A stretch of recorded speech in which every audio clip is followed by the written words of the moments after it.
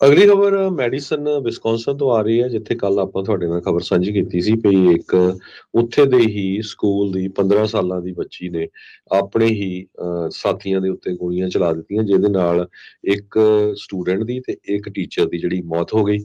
6 ਜਾਣੇ ਜਿਹੜੇ ਬੁਰੀ ਤਰ੍ਹਾਂ ਫੱਟੜ ਵੀ ਹੋਏ ਸੀ। ਸੋ ਗੋਲੀ ਚਲਾਉਣ ਵਾਲੀ ਵੀ ਇੱਕ 16 ਸਾਲਾਂ ਦੀ ਸਟੂਡੈਂਟ ਹੀ ਸੀਗੀ, ਜਿਸ ਨੇ ਆਪਣੇ ਆਪ ਤੇ ਫਿਰ ਬਾਅਦ ਦੇ ਵਿੱਚ ਗੋਲੀ ਮਾਰ ਲਈ ਤੇ ਉਸ ਦੀ ਮੌਤ ਹੋ ਗਈ।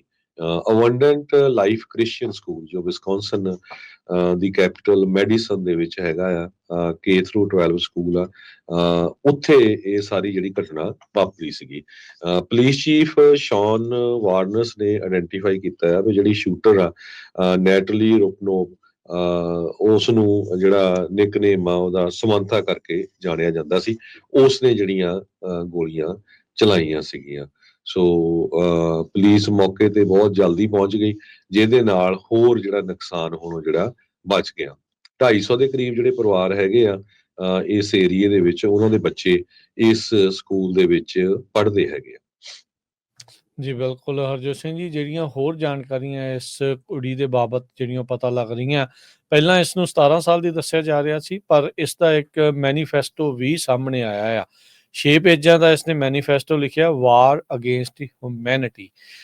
ਉਸ ਦੇ ਵਿੱਚ ਟਰਕੀ ਦੇ ਵਿੱਚ ਇਸ ਤਰੀਕੇ ਦੀ ਕਤਲੋਗਾਰਤ ਕਰਨ ਵਾਲਾ ਇੱਕ ਮੁੰਡਾ, ਉਸ ਨੂੰ ਇਹ ਆਪਣਾ ਸੰਤ ਮੰਨਦੀ ਆ। ਉਹ ਉਸ ਤੋਂ ਬਹੁਤ ਜ਼ਿਆਦਾ ਪ੍ਰਭਾਵਿਤ ਹੈਗੀ ਆ। ਉਸਦਾ ਜਿਹੜਾ ਬॉयਫ੍ਰੈਂਡ ਆ ਇਸ ਸਮੈਂਥਾ ਰੁਪਨਾਵ ਦਾ, ਉਸਨੇ ਜਿਹੜੀ ਉਹ ਜਾਣਕਾਰੀ ਦਿੱਤੀ ਆ। ਅਬੰਡੈਂਟ ਲਾਈਫ ਜਿਹੜਾ ਸਕੂਲ ਆ ਜਿੱਥੇ ਗੋਲੀकांड ਵਾਪਰੇ, ਉੱਥੇ ਦੀ ਹੀ ਇਹ ਸਟੂਡੈਂਟ ਸੀ। 7 ਨਵੰਬਰ 2009 ਦੇ ਵਿੱਚ ਇਸ ਦਾ ਜਿਹੜਾ ਉਹ ਜਨਮ ਹੋਇਆ ਸੀਗਾ। ਇਹ ਕਹਿੰਦੇ ਵੀ ਇਹਦੇ ਪਰਿਵਾਰ ਦੇ ਨਾਲ ਇਹਦੇ ਆਪਣੇ ਰਿਸ਼ਤੇ ਕੋਈ ਬਾੜੇ ਚੰਗੇ ਨਹੀਂ ਆ। ਆਪਣੇ ਪਰਿਵਾਰ ਵਾਲਿਆਂ ਨੂੰ ਸਕਮ ਕੂੜਾ ਕਰਕਟ ਦੇ ਤੌਰ ਦੇ ਉੱਤੇ ਉਹ ਦੇਖਦੀ ਆ। ਕਹਿੰਦੇ ਵੀ ਮੈਂ ਮੈਨੂਪੂਲੇਸ਼ਨ ਕਰਕੇ, ਆਪਣੇ ਪਿਓ ਦੀ ਕਹਿੰਦੇ ਸਟੂਪਿਡਿਟੀ ਦੇ ਕਰਕੇ ਬੰਦੂਕਾਂ ਤੱਕ ਜਿਹੜਾ ਉਹ ਪਹੁੰਚ ਸਕੀ, ਜਿਸ ਤੋਂ ਬਾਅਦ ਦੇ ਵਿੱਚ ਇਸਨੇ ਅੰਜਾਮ ਲਿਆ।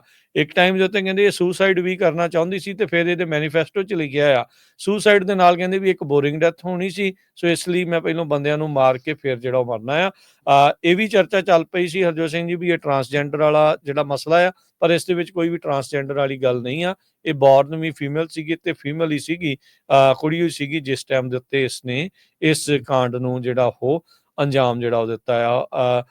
ਹੱਦ ਹੀ ਹੋਈ ਪਈ ਹੈ ਹਰਜੋਤ ਸਿੰਘ ਜੀ ਵੀ ਲੋਕਾਂ ਦੀ, ਨਿਆਣਿਆਂ ਦੀ ਵੀ ਕਿਸ ਪਾਸੇ ਵੱਲ ਨੂੰ ਜਿਹੜਾ ਉਹ ਤੁਰ ਪਏ ਹੈਗੇ ਆ।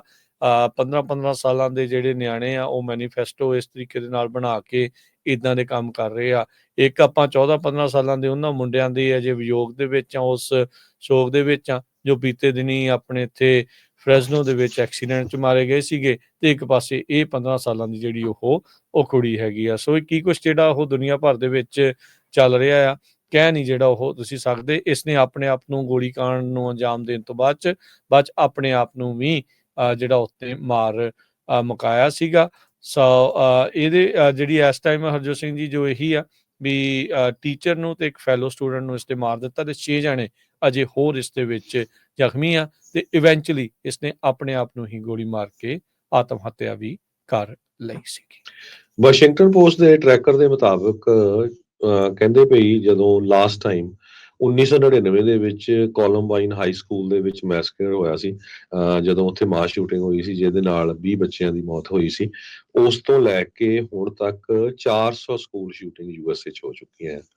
400 ਸਕੂਲ ਸ਼ੂਟਿੰਗਸ, ਇਹ ਵਾਸ਼ਿੰਗਟਨ ਪੋਸਟ ਦਾ ਜਿਹੜਾ ਟਰੈਕਰ ਆ, ਤੇ 3,83,000 ਸਟੂਡੈਂਟ ਨੇ ਐਕਸਪੀਰੀਅੰਸ ਕੀਤੀ ਹੈ ਇਹ ਵਾਇਲੈਂਸ। ਹੁਣ ਤੁਸੀਂ ਦੇਖੋ ਵੀ ਉਹਨਾਂ ਦੇ ਦਿਮਾਗ ਦੇ ਉੱਤੇ ਜਿਹੜਾ ਆ ਪੂਰੀ ਲਾਈਫ ਕਿੱਦਾਂ ਦਾ ਅਸਰ ਰਹਿਣਾ ਹੈ। ਹਰਜੋਤ ਸਿੰਘ ਜੀ, ਯੂਐਸ ਦਾ ਡਾਟਾ ਤਾਂ ਇਹ ਕਹਿੰਦਾ ਆ ਵੀ 322 ਸਕੂਲ ਸ਼ੂਟਿੰਗਸ ਤਾਂ ਇਸ ਸਾਲ ਦੇ ਵਿੱਚ ਜਿਹੜੀਆਂ ਹੋ ਚੁੱਕੀਆਂ।